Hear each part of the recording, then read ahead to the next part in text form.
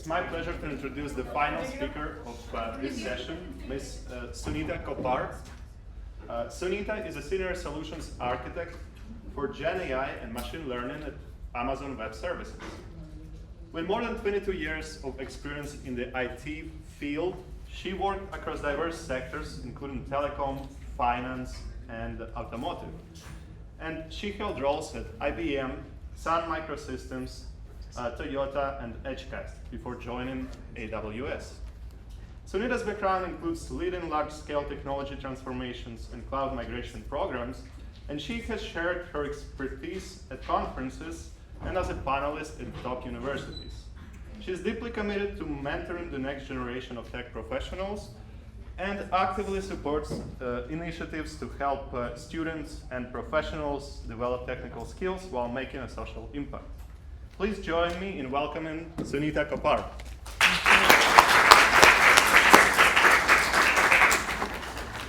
Thank you. I hear this is the last session. I hope I'll keep you up and really appreciate you all taking this time. Let's get started. So the clicker is not working. Am I not doing it right? Hello? The next one. Okay, so I'm not going to be talking about why agents or why this technology because I have only 35 minutes with you. So let's start with the subject itself. Everybody knows here large language models, I'm sure? Yes? All our users as well. What is the reason for the popularity of large language models? Why is it so important? You probably have already seen it? No? Okay. So they are generalizable. The reason why large language models became so popular, louder? Okay. The reason why large language models became so popular is because they are generalizable. You do not have to start with figuring out what your data set should be, making sure you prepare it, massage it, and only then it's available for you to do something useful. You don't have to do that anymore. You can if you want, but that's not needed. And they're ready to use. We all use, right? We all have our own favorite AI tools now. It's plug and play. But there are limitations. What are the limitations? I'm sure you all have stories to tell what ChatGPT did wrong or what it agreed to, right? So one of them is that they can only talk to you. You ask them something, they give you back something, which may or may not be relied upon, but that's all it is. They don't act for you, which kind of limits. It's just like a chatbot, right? What else? Non-deterministic. They can give you a different answer for the same question if you ask it again. And if you contradict it, it'll agree with you, right? Yes. And what else? Of course, you can't trust it yet, right? There are gaps. So what do we do? How can we build trust with the system? When we're using large language models, one easy way or one guaranteed way is to make sure you observe it. You have to track it, make sure you know why it's making certain decisions. That's how you build the trust. And also to build the determinism and agency, making sure it acts on the data or on your asks, you write agents. What are agents? We'll define it next. Yes. So LLM is at the heart of it, and tools. These are the tools. There is a tool for printer here, there's a tool for scanner, then there is an email. Why do we go back to tools? Any question? Anybody wants to take this? Tools are something we've always had. Like our businesses, we've always had APIs, we've always had integrations, because we know what they do. If I use an email, if I say send email, I know it'll send an email because that's what we have programmed it for. So those are our tools. Things that we know what they are meant to do, those are the tools that then we connect with the LLM. Now together, the tools and the LLM are what we call agents. LLMs cannot be predictable, cannot be deterministic, but by attaching tools to it and observing it, we can be sure that we have a guaranteed behavior. We have a certain kind of output from it. So what we're going to discuss next is what are some of the ways that we can build agents today. And these are things that you can do right now. In some of the slides, not just this, you'll see a QR code at the very top, the left side. Those are for your references. So everything that I'm presenting here, if there is a reference that I can share with you, I have it up there. So please have a scan of that and you can go ahead and read it. So Strands is an open source framework by AWS, and it's now being run by community. And yes, it's written in Python, as the previous speaker was talking about. So what Strands gives you is a framework to build your agents. What does it take to build an agent? Agent typically has a user who's sending in a prompt. Then there is agency, which is your LLM, which has a model attached to it and a bunch of tools. Together, this is your agentic system, right? And how does Strands differentiate with things like LangChain? Before I do that, any users of LangChain here? Great. Any other tools you have, like Crew AI or Crew AI? Wonderful. Any other tools you're aware of? Pydantic? Q? Q, okay, it's an implementation. Yeah, happy to hear that. That's flattering. Yeah. Argen? Okay, that's interesting. I haven't heard of that. That's great. So these are some of the tools that you have. So what does Strands do differently, or why it helps is this leverages the modern LLMs available now, where LLMs themselves are capable of reasoning. When LLMs came out initially, not every large language model, every LLM wasn't capable of doing the reasoning, which is why you had to create a chart agent, then a researcher agent, and then make them connect together and say, okay, if you hit this situation, then now go to the other agent, which has again another LLM built into it. So all that orchestration was needed earlier. But now LLMs have built-in chain of thought reasoning, built-in ability to figure out what the next step should be, which means you do not have to orchestrate, or you do not have to specify what should be the next step. So the LLMs themselves, given some set of tools, can go into this loop. So you see here, there is no one-way arrow. There are multiple loops.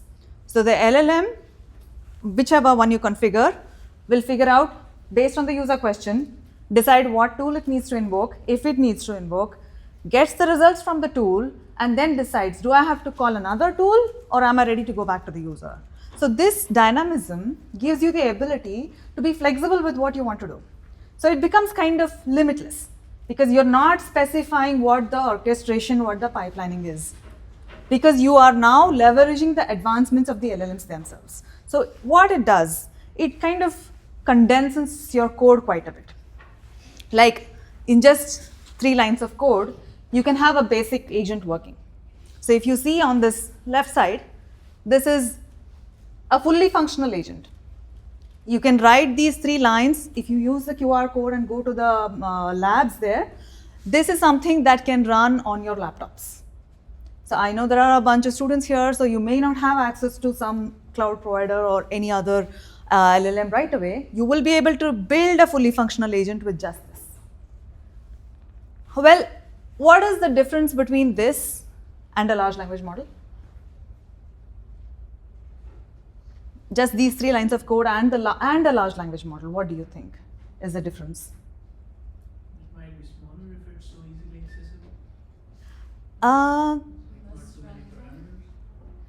well, this is behind the scenes using an LLM. That's it. It will use an LLM that you configure. There is a default LLM configuration that comes in it. This is just an LLM if you use it only at that. So agents are really agents when there is a tool involved, right? Without a tool, it's just a layer on an LLM, right? So here is an explanation of adding a tool. And if you notice here, this is the default. We are trying to override it here. If you do not specify something, there's already an LLM, some preset configuration that it's picking. If you specify it, it overrides that with whatever you specify here. And this one currently is configuring to something on the cloud, but you can connect it to, say, Olama. If you're running it locally, you can connect it to something on your laptops too. And what you specify is you kind of initialize an agent class, then you specify the model that you want to use. You can pick these tools. These are some built-in tools that Strands as a framework gives you, or you can write your own. And here is an example. We are in California, so it's always sunny, right? Even in November, it's still sunny. So that's why it's written sunny all the time. And what we have here is just a way to say that there is a handshake, and then in the main, you're just picking your payload and sending it over to the agent.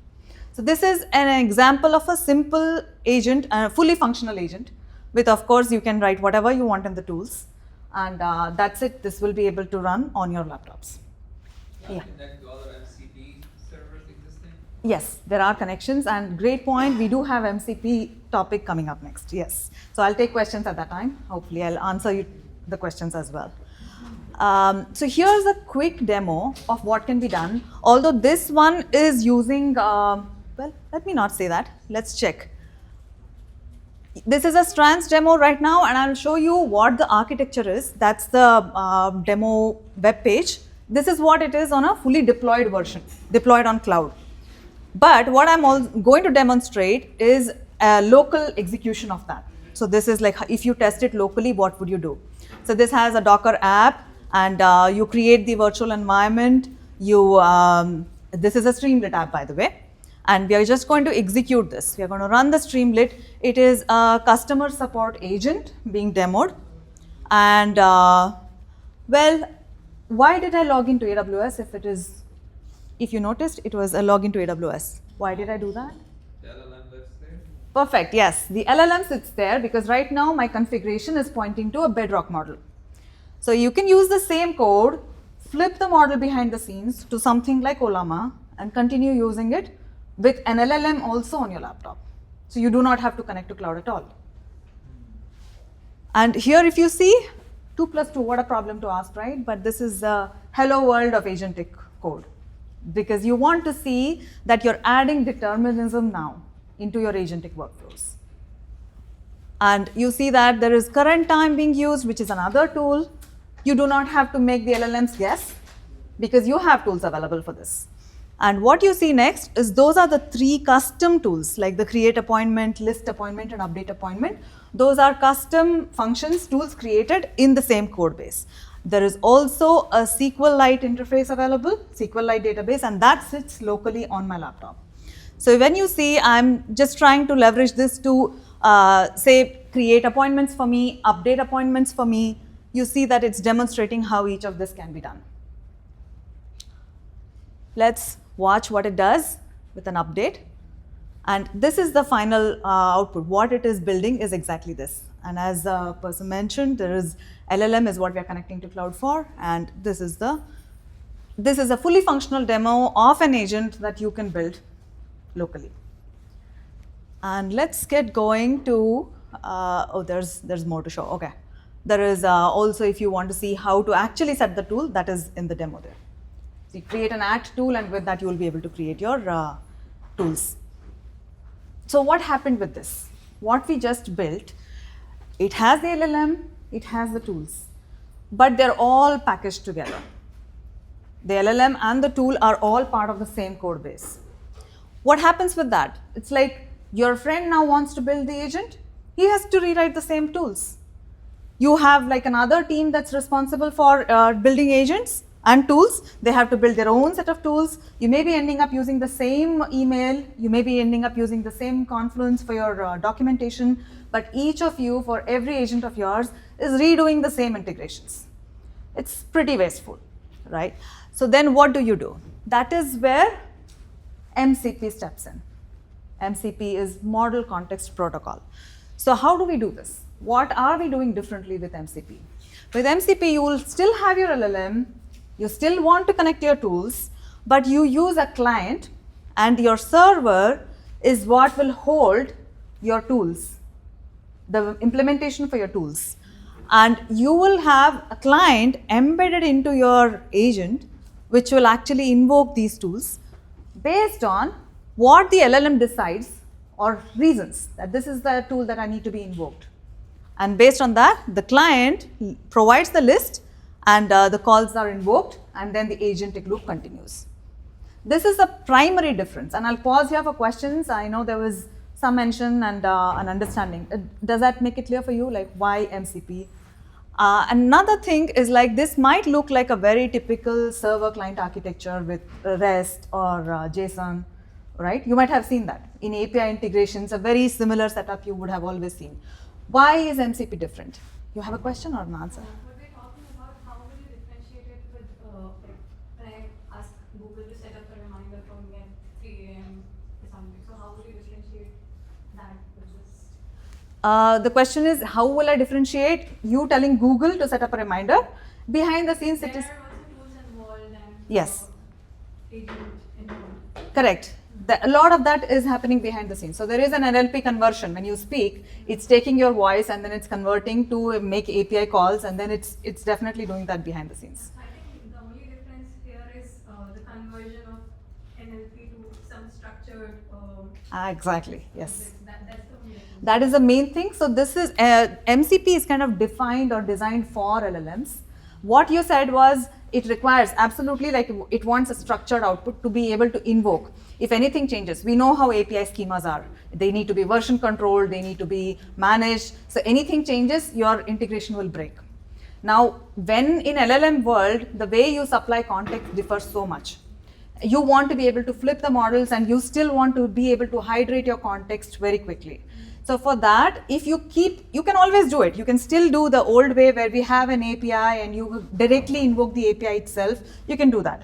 But that still creates an integration. Like from your LLM, making sure your LLM is giving back all the exact parameters and picking the right values from your message, the user prompt, that still is something you have to manage. MCP kind of dilutes that. You do not have to do that hard integration yourself. You bring in an MCP layer and MCP does the translation between user to what the parameters are that their tool needs. It becomes the middle ground. That way there is segregation, both can grow, and your tools are now agent or LLM aware, or they can talk in a language that LLMs will understand. I know there was a question. Yeah. I'm good. Okay, cool. All right, so let's keep going and we'll dive a little deeper. MCP, what does it provide? What makes MCP so scalable or relevant for LLMs? So MCP has these three components. Again, there is a QR code if you want to scan. This is Anthropic's specification itself, which will give you details about what it is. So the thing that MCP provides is three components, mainly. One is tools, which actually gives you options to take action. Then resources. Resources you can think of as read-only sources primarily, like your databases or even calendars that you were mentioning. They are all resources. If you're having an update, then there will be a tool and a resource together because you're using tool to update the resource. And then you have prompts, which is another option. These three are the main capabilities or main components of MCP.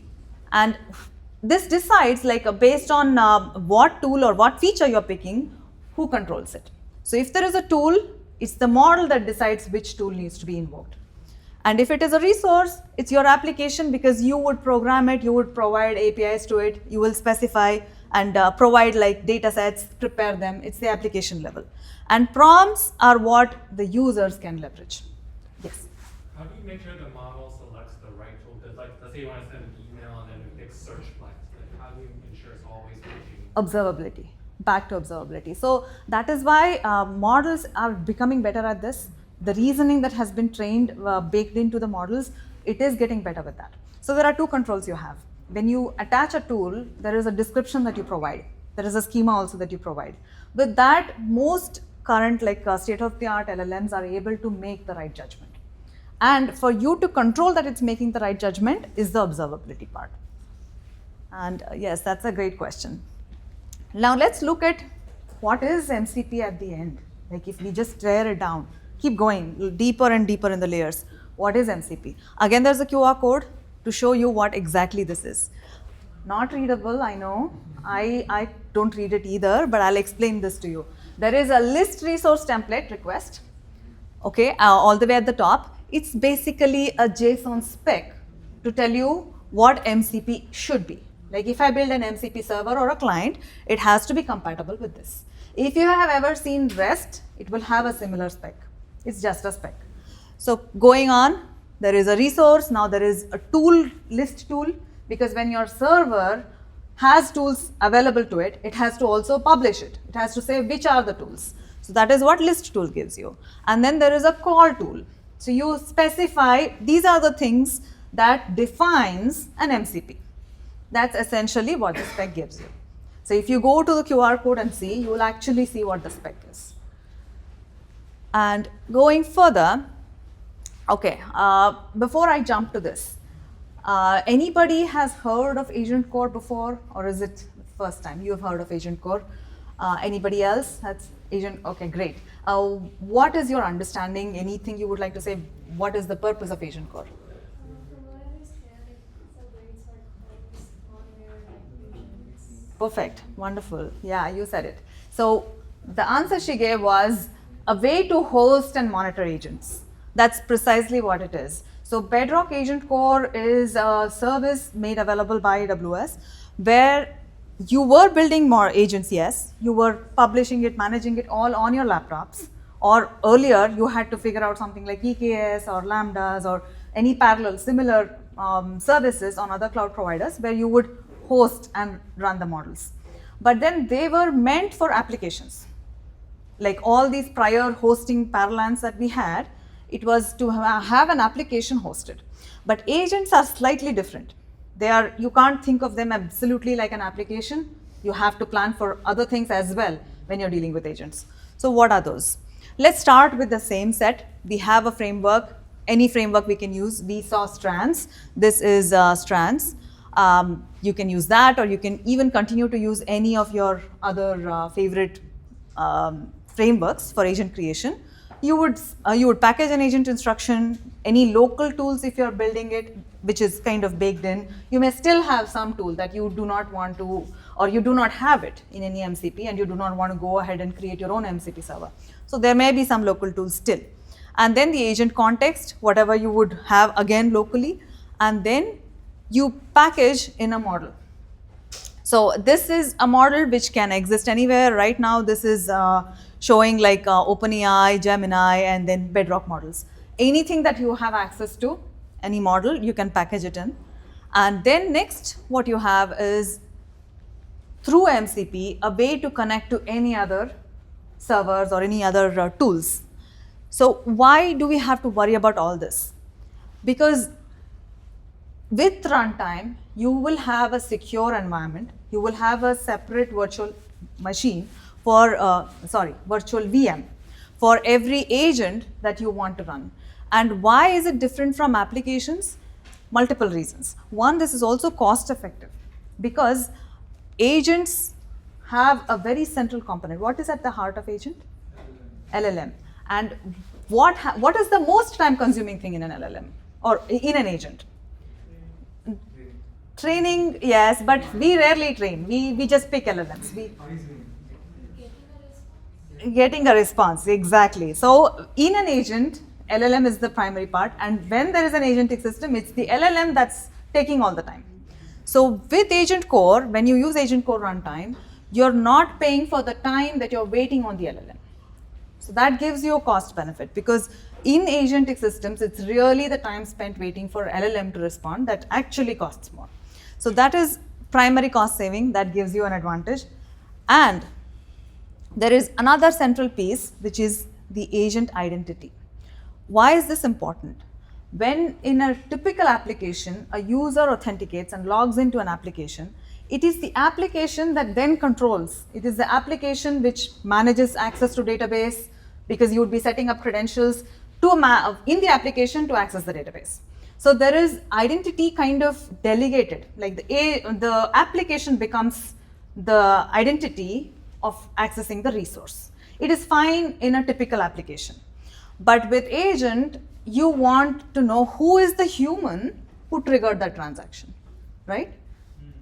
You do not want the application to do what it thinks is right or act on behalf of application itself. You want the application to act or the agent to act on behalf of the user, right? And that construct is made available by identity. And another important distinction is this is recommended to be used in combination, but you do not have to use all of them. You can say maybe use AgentCore identity alone and choose to run your agent anywhere else. Yes, please. Identities like persona and choose different identities. Every user will have an identity. So the best recommendation there is actually to have like an OAuth here and have some kind of access control so you know who the authenticating user is. So persona still means you're assuming a role. You still do not know like who is the actual human who is triggering the agent. Yeah, So if I want to have a limited access based on different personas, so the agent can just react based.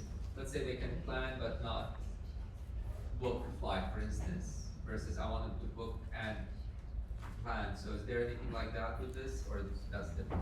you can do that. You can definitely layer more if you want in terms of who is doing what. But the ideal system to think about when we are in the agentic world is not to have, say, a data scientist role. The human element of it will be lost in the translation. So you would want to know which data scientist triggered this. So there is another layer of kind of identity propagation that becomes necessary in the agentic realm. So because agents do things sometimes autonomously, and we want to have a trail of who did it.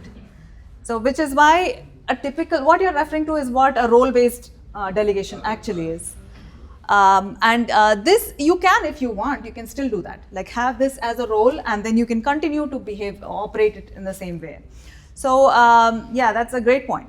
You can continue to map it. Ideally, I would say it's best to have an IDP system here, like an what do you call Okta or any kind of identity provider. And then we have AgentCore memory. What memory gives you is a way to hold historic conversations.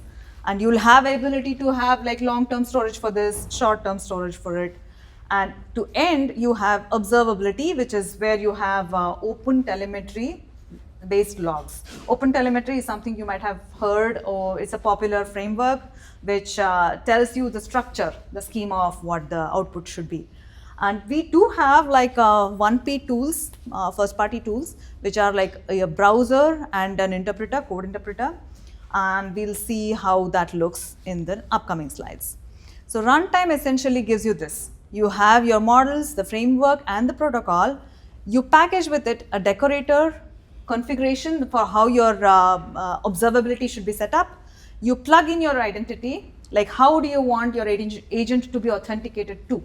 Do you want JWT token? Do you want IAM? IAM is again going back to roles. You can do it that way. But typically, identity provider is what you would attach, and you deploy it on your runtime. How would you do that? There is a simple command of configure, and with configure, when you launch, it creates a Docker file, deploys it on ECR, pushes it on ECR, and deploys it on runtime. Now, this is what is callable from your application. There are some new entries that were announced like few weeks ago. You may or may not have heard of it. Agent to agent communication is also supported natively. You can run this on AgentCore in AWS. And code build is also available, which means you do not have to have Docker running on your laptops anymore. You can still run this, and it'll leverage code build to create the Docker and deploy it on runtime. Let's go to what it means to have my Strands agent that I was running on my laptop to run on AWS. What it needs is, this is the same Strands code that we had, but we changed and added these 4 lines. With this, I have an entry point, I have the fast app API, and I have the libraries, and I just do an app run, which defines a runnable AgentCore ready agent.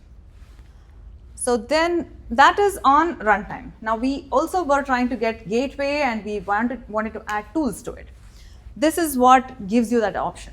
AgentCore Gateway lets you configure any of your existing API endpoints, like all the business processes. Any major organization would have a set of OpenAI based RESTful services available. You can connect them, and with this, what Gateway makes it is, it becomes an MCP tool automatically. You do not have to write the translation. You provide these services, configure it with a gateway endpoint, and this is now an MCP tool that your agent can tap into. Your agent code just has the client. You did not write any tools. You just defined a tool, MCP a client, and you specified the gateway endpoint to which it should connect, and it can tap into all these kind of tools that probably are already present in your organization or are being independently developed. That kind of gives a lot of isolation and integration options for organizations. So let's keep going. This is something that I feel will be very interesting to explore.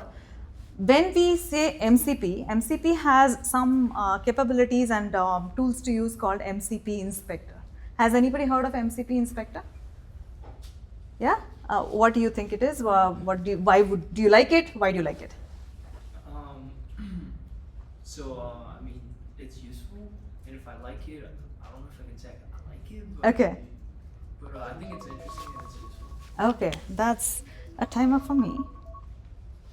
Sorry about that. So yes, perfect, and that's absolutely right. So once deployed on a gateway for the MCP server, you can actually even, not just locally, even for a gateway endpoint that's deployed on AWS, by picking these, like you would have Cognito-based setup for your MCP server, you would pick that, input your client ID and client secret, and this is a typical URL how it appears, the token URL. You will be able to connect MCP server, MCP inspector to your gateway endpoint, and you will be able to watch. Let's see what. So this is a quick demonstration, and what you see here is you put up the credentials, the URL of the gateway endpoint. This is what a gateway endpoint looks like. You authenticate, you specify the details. Here is a client ID and a client secret that I have from Cognito. Cognito is my identity provider in this case. And you see that it's invoking a tool that is essentially a Lambda. It's invoking that and it's fetching the results. So this is like check warranty status. It's a tool that I've defined, which I'm making available for my agent. It's very precise. It takes some IDs. Like there are two functions to it. There is a customer ID. I'm picking a customer ID. I know there is a definite answer for this. When I pick this customer ID, use the get customer profile tool and specify it, this is now running the tool and giving the output. So I'm not actually using this through my agent. I am an MCP tool builder, and I just want to see how my tool, when deployed, is behaving. Is it giving the right results? So this is a tool that if you're building an MCP tool or an MCP server, this is a very handy tool for you. MCP Inspector is what it's called. You will be able to test your MCP setup with this. Any questions on this? Great. Okay. So memory, I'll just skip through this. Memory is where you have your agent with its state and messages persisted, and there are two portions to it. There is a short term and a long term. So for long term memory, you have now recent integrations of having batch API available as well, where you can hydrate with your own set of, with your own set of data stores and make it available to have like conversation histories and preferences to your agents, so it can be a little more relevant to what you're asking of an agent. Let's go into identity for a little bit. We discussed identity already, but let's understand what it means. We have application user who is now being authenticated, and then there is an inbound and an outbound. An outbound essentially means agent is now propagating and then figuring out which are the services that it needs to invoke. And then here there are resources. You see like there is a GitHub and the SharePoint and all those. They need to be controlled, and you need to make sure you're picking the authorization. Like the user here needs to authorize access to this to your agent. That's the kind of mechanism that has to be guarded and protected for your resources. This is made possible through AgentCore identity. And I will have to rush through some of these to share because this is important. Observability, you can use observability with any framework and any runtime, like even the earlier ones like Lambda or EKS, each of these which were already available and have been hot favorites before AgentCore came in. You can continue to use observability with those. And that's on observability part. This is a quick demonstration of now an agent which has been deployed on AgentCore. So you see this is a tutorial available, Bedrock AgentCore samples.